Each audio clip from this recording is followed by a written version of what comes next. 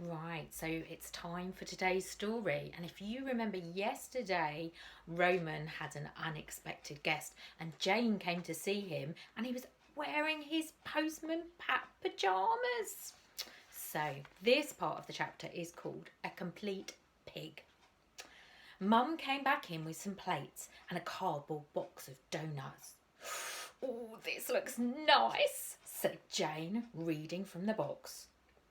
Squidgy Splodge Doughnuts by appointment to the royal family. It says here it's very posh. Roman only likes the best doughnuts. I have to get these out of the special cabinet in the cake aisle.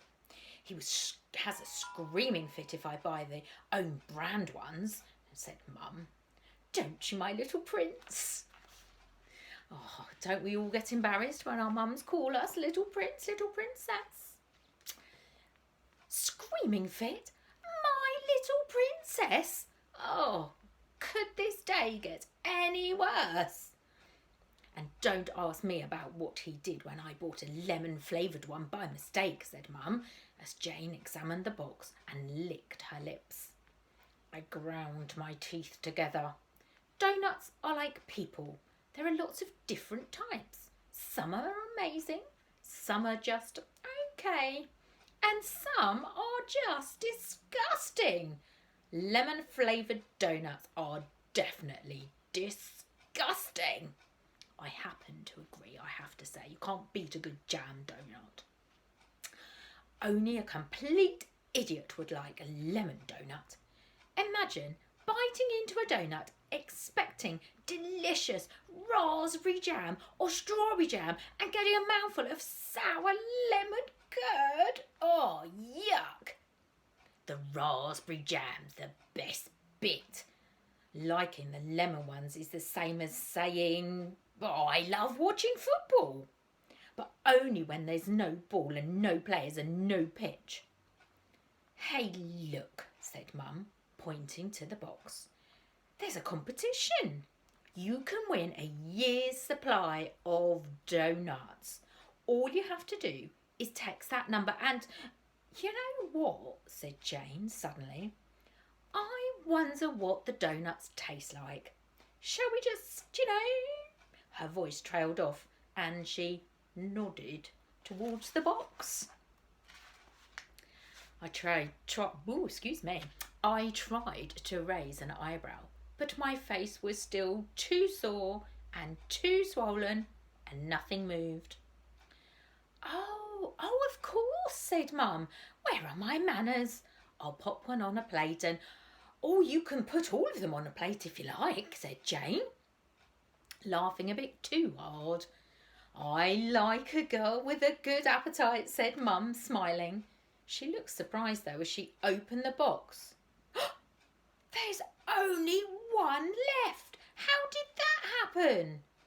I scratched the top of my head and tried to look innocent. I've no idea.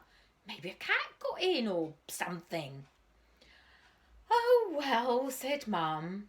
Now, they are quite big. Should I cut it in half? Jane ran her hand through her hair. Oh, I think I could manage a whole one. A whole one? I thought. What am I going to eat tomorrow? The blood rushed to my face, making it tingle. Mum cleared her throat. Well, I thought I might save a bit for Roman for when he's feeling a bit better. Oh, Roman won't mind, smiled Jane. Will you, Roman? Well, I kind of mind. A bit, said Roman. Manners, Roman. Of course you won't, said Mum, placing the lone doughnut onto a plate. It was horrible to watch, like she was giving away one of my legs. Mum handed Jane the plate. Enjoy. Oh, I will, said Jane, licking her lips. I'll leave you two lovebirds to it, smiled Mum, edging out of the room. Lovebirds? I told you she's embarrassing. I felt like diving out of the window. After about 5 seconds, I finally plucked up the courage to look at Jane. Amazingly, She didn't even seem to have noticed what Mum had said. She was holding up the plate in her hands, turning it round and round, studying the doughnut as if it were a precious jewel. She sniffed it and held her breath for a few seconds and said, exquisite. Are you really going to eat that whole thing? I asked. But I might as well have been speaking to a turnip. Jane was completely hypnotised by the doughnut. I've never seen her like this before. It was like she'd been waiting her whole life for this moment. Her tongue flicked out like a snake. Come to Mama, she said, lifting the doughnut up to her mouth. You know, at the beginning, when I explained how to eat a doughnut, simple, wasn't it? You'd think most people would be able to follow those instructions without any hassle. Well, not Jane. Maybe it was because she'd not had many opportunities to eat a doughnut before. Or maybe she's always had to eat them in private. Or she'd never learnt the correct way to do it. The reason is not important. All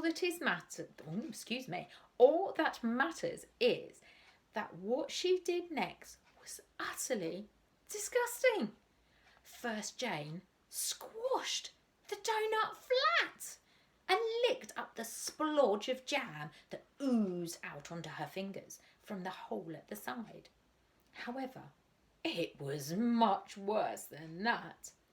She scraped the sugary coating off the top with her teeth, then yanked off some of the doughnut and sucked onto it before squishing it into a soggy ball and tossing it into her gob. Well, that's not very ladylike, is it?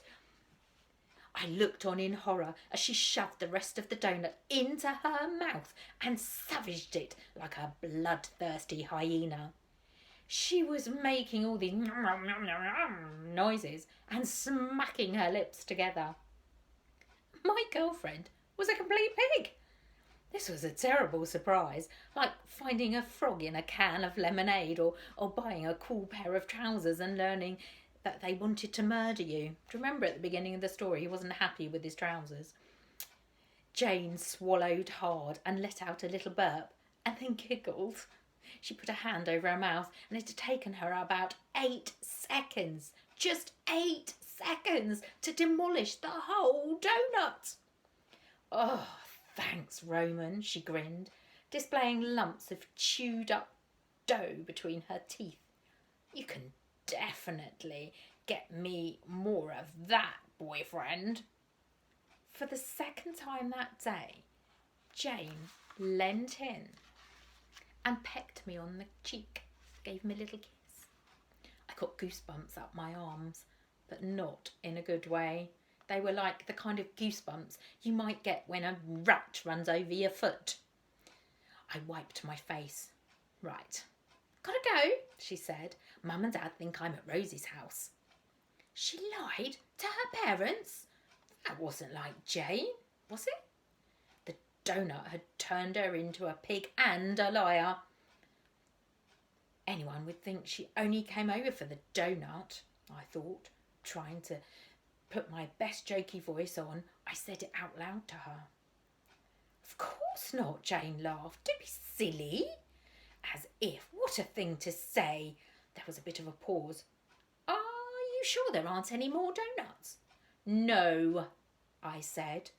This was not true. There's always an emergency doughnut in a plastic box in the cupboard. I'm not meant to know about it. Mum keeps the emergency doughnut for her and Dad in case I eat them all. There was no way Jane was going to puzzle that out as well. Puzzle? Guzzle even. She wasn't going to guzzle that as well. She looked very disappointed. Oh well, next time perhaps. With a grin and a wink, she was out of the door. And that is the end of today's chapter. And tomorrow's chapter, just to confuse us all, is Tuesday.